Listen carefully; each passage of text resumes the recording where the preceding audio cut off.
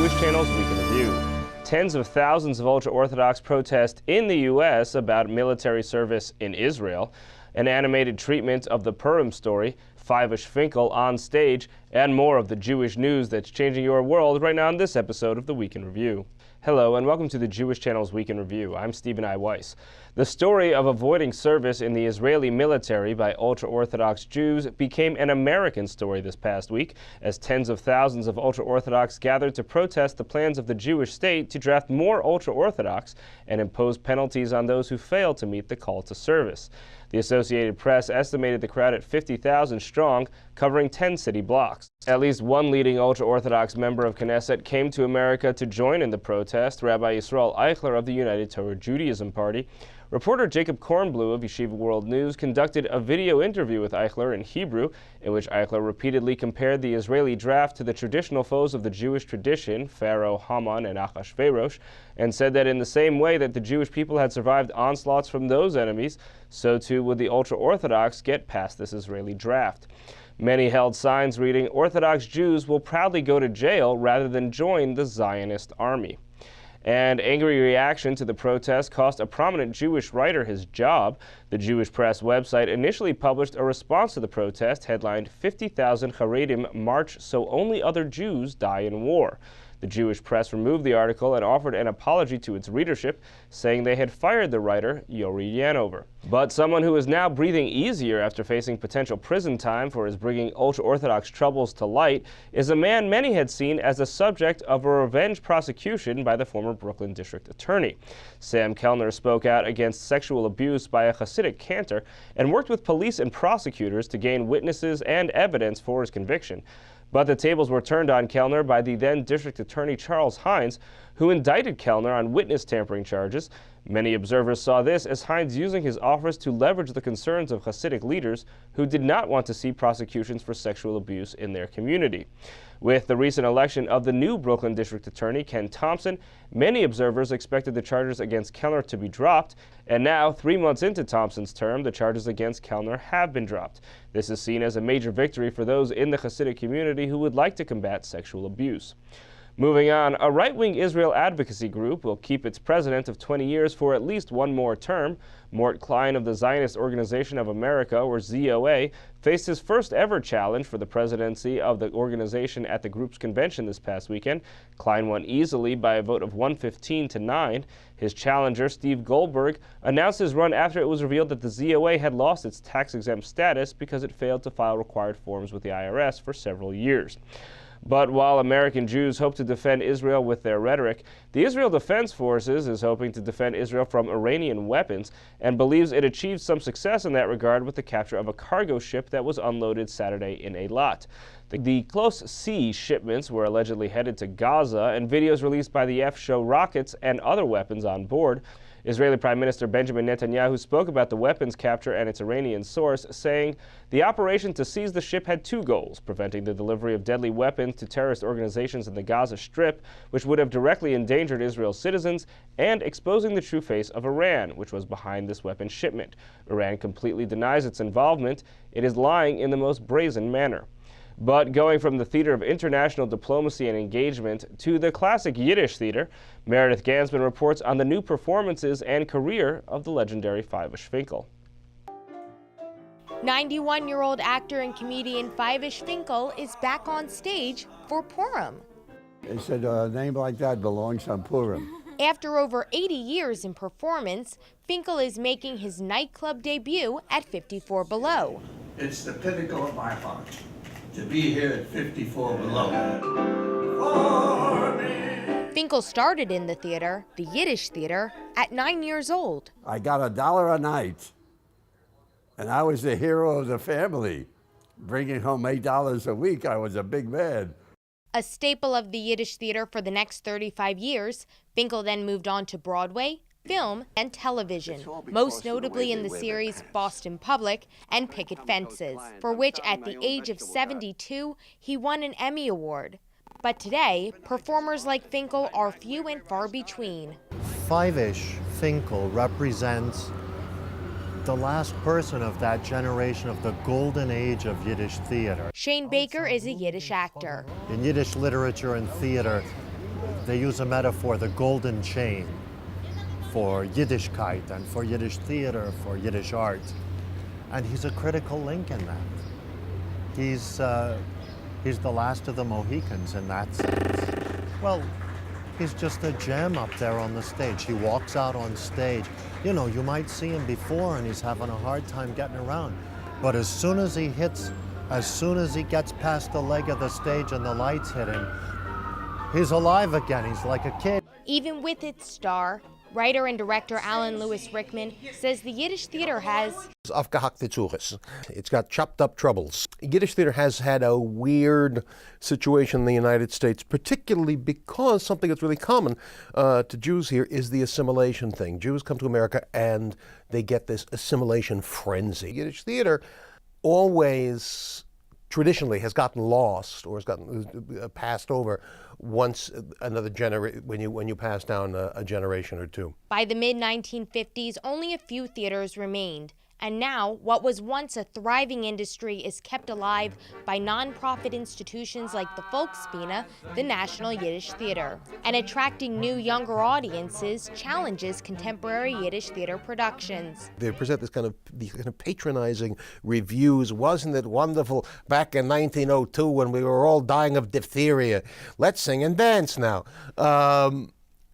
That's not going to bring in a new audience. Historian Leo Weiner wrote in his 1899 book on Yiddish literature, "It is very doubtful whether the Jewish theater can subsist in America another 10 years. Finkel begs to differ. It's not shrinking, my dear. If you would see my contracts that I got for the future to appear, you would be amazed. For more on Five-ish Finkel and the Yiddish Theater, tune into the full broadcast version of the Week in Review. Thank you, Meredith.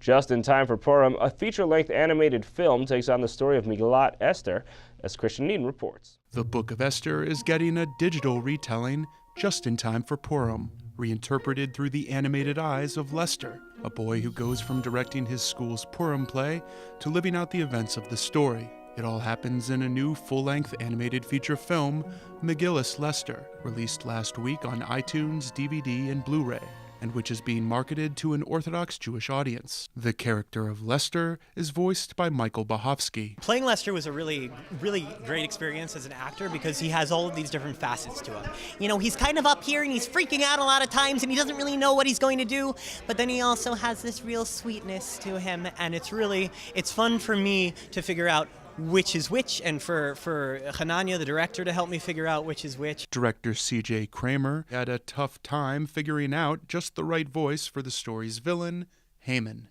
We actually put out a casting call looking for people with a Middle Eastern accent, so it should be a little bit more authentic. Frankly, it was getting too scary. I mean, we had to pull back a little bit. So we found Adam Leventhal, who's just extremely versatile. Haman Ha'agagi. I am the second most important man in the land. Honestly, I was inspired by Scar and Jafar, kind of these, and there was something elegant and sophisticated about them, and that kind of led me to be a bit British and maniacal, and a little Professor Snapey. And they said, "Look, we're interested. Can you just read the script? Give us an audition right now on the cold." I said, "Okay." So I go to the bathroom at this hotel, and I read it. They say, "Okay, do this. They give me notes. They work with me." Such characters are why Kramer said the Purim story was ripe for animation. It's a clever story at face value before you even dig into it. And using the most cutting edge of technology to animate that story is something Bahovsky would like to see more of. I think it's so important to just keep pushing the bar of the media that's available to the Jewish community and to make it match what's available elsewhere, because we're totally capable of it. To see more about new animated film Megillas Lester, please tune in to the full broadcast edition of the Week in Review. Thank you, Christian. We're all familiar with Reform Judaism, an ideology that has come to dominate the American Jewish community's denominational landscape. But what would Reform Islam be like? Rania Idlibi puts forward her idea of what she feels is a uniquely American progressive Islam in her book, Burka's Baseball and Apple Pie. I interview her in this week's episode of Up Close. Also in this week's episode of Up Close, American Reform Judaism goes under the microscope with Rabbi Dana Evan Kaplan suggesting the movement needs to go in a very different direction than it has been. Here are some of the highlights from my interview with Rania Idlibi.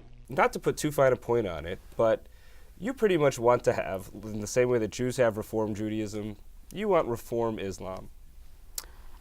Very much the case. I'm very much inspired by the religious Jewish movement and its American manifestation. There are certain truths that are universal and eternal to Islam. It's sort of the justice that all Muslims seek. But I think that as all religions, we very much, at the end of the day, the cultures and the context and the environment can impact the way we worship. I remember once being in California and looking at the balcony, and there was this Muslim bride in her full white regalia and the imam in front of them with a beach scene, and she was strapless. And if that's not American Islam, I don't know what is. And I think that at the end of the day, whether it's the way progressive temples have stopped the segregation of men from women, and today American Muslim women are also asking to enter the mosque through the front door. So these are things that we just necessarily, by being American, take on culturally. And it's not just you in this movement. Your role, you wrote a book with a Jewish and Christian woman after 9/11, the Faith Club, and went on tour and found that you perhaps had somewhat more to learn about Islam in order to respond to some of what you heard. But you've also got some people with you on this journey, some scholars that you're attaching yourself to. Absolutely. You know, the thing that is just wonderful, I think, is that if and when we're met as progressive Muslims with naysayers or those who will resist our view or point of view of Islam, I always I'm very happy to point out that actually we don't have to look beyond our own theological diverse history, the plurality that is very much the ethos of Islam outside this aberration of the past 100 or 150 years where we have been dominated by an ultra-Orthodox Wahhabist radical strain. So in a sense, it's almost reconnecting. That's why I'm a little bit reluctant to sort of use the word reform. If reform means rediscovering what has always been the truth within the faith, that plurality, the diversity of worship that has always been available to us theologically as Muslims, that somehow we have lost touch with for diverse reasons, then yes. Right, and part of your thesis is something that I think a lot of Jews would connect to in their world, and probably a lot of Christians would connect to in their world, the idea that there's a new fundamentalism out there, and that there's an ultra-Orthodoxy that is claiming authenticity, that is claiming a link to the entire history of a religion, but you suggest it's a novelty, really. I think so, and I think that I like to say that this orthodoxy, the tension between orthodoxy and spirituality, or the diversity and plurality available to all faith tradition, isn't exclusive to Islam. It's something that it exists, and there are many who are within various faith traditions who'll tell you, if you don't practice this ritual this way or that way, then you are not a Muslim, or you are a lesser Muslim, or you don't qualify. And my journey, and I speak for myself at the end of the day, is that I have been empowered by the knowledge that through my research and my readings. And my knowledge is that that ain't the case, that the fact is ultimately it's only God who can be the judge of your faith. You can see the full episode of Up Close on the Jewish channel on cable. You can also listen to the full audio of Up Close as a podcast available on iTunes or in your favorite podcast player. That's all for this week. From all of us here at the Jewish channel, be well. The Jewish channel is available on cable. Time Warner Cable Channel 528, IO Optimum Channel 505, RCN Channel 268, Bright House Channel 330, Verizon Fios Channel 900, Cox Cable Channel 1, Frontier Communications, and on Comcast in the on-demand menu under Premium Channels. For more information, visit tjctv.com.